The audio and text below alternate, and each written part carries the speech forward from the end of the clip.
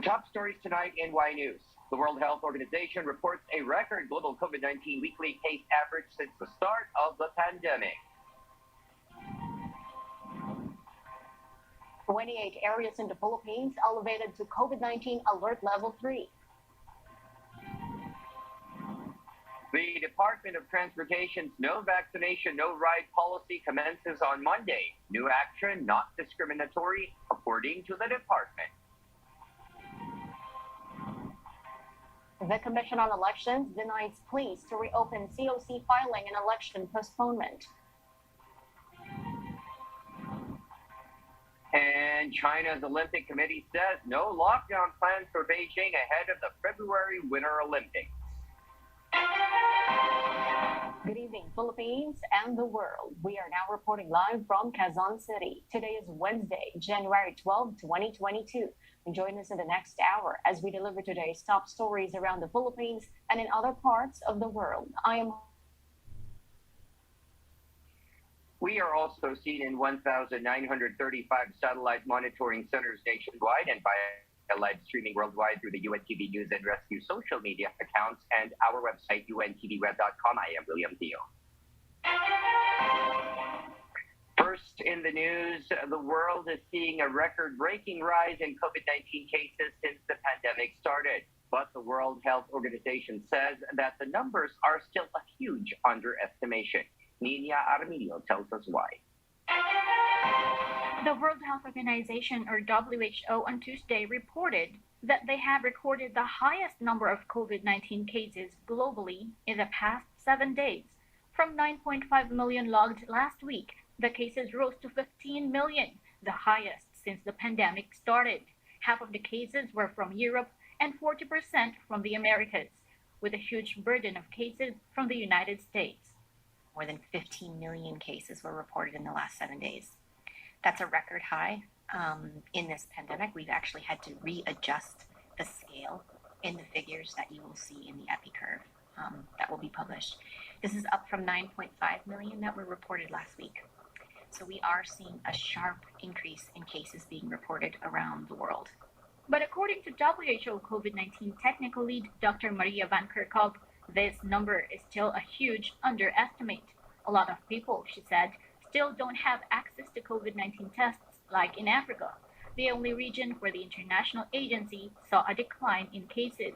And there are those who do not want to get tested. Dr. Van Kerkhove added, the Omicron variant is the cause of the sharp increase in cases.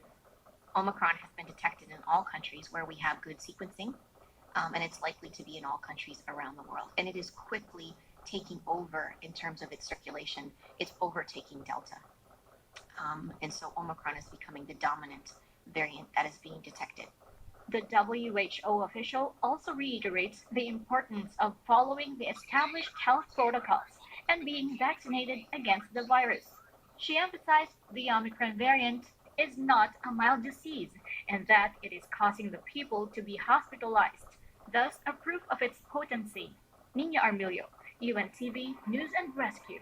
We serve the people. We give glory to God. The Department of the Interior and Local Government, or DILG, orders barangay to do an inventory of those who are unvaccinated. This following the pronouncement of President Rodrigo Duterte to restrict the mobility of those who have not yet taken their shots against COVID-19. Rosa Nicoz tells us why. To be able to implement the ordinance restricting the movement of unvaccinated residents, the Department of the Interior and Local Government, or DILG, has formally directed barangays to submit a list of the residents without jabs. This following the pronouncement of President Rodrigo Duterte to restrict the movement of unvaccinated individuals. Para po masiguro natin yung datos natin ng mga unvaccinated, nagpalabas po si Secretary Anyo ng Memorandum Circular para magsagawa ng inventaryo ang lahat ng mga barangay sa buong bansa para malaman yung mga hindi pa nagpapabakuna sa mga barangay in line with the pronouncement of the President.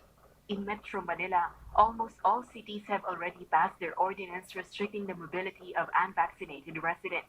Only 3 local government units have yet to pass an ordinance on the restrictions, particularly Pasig, Nabotas and Makati according to DILG. I would expect USEC in the next few days ay all 17 LGUs in Metro Manila will have their own enforcing the President's directive.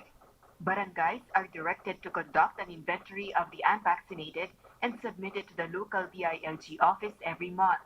Meanwhile, apart from Metro Manila, provinces are also expected to pass their own ordinances limiting the movement of unvaccinated persons. This after the League of the Provinces of the Philippines issued a resolution encouraging its members to do so. Rosa Licoz, UNTV News and Rescue. We serve the people, we give glory to God.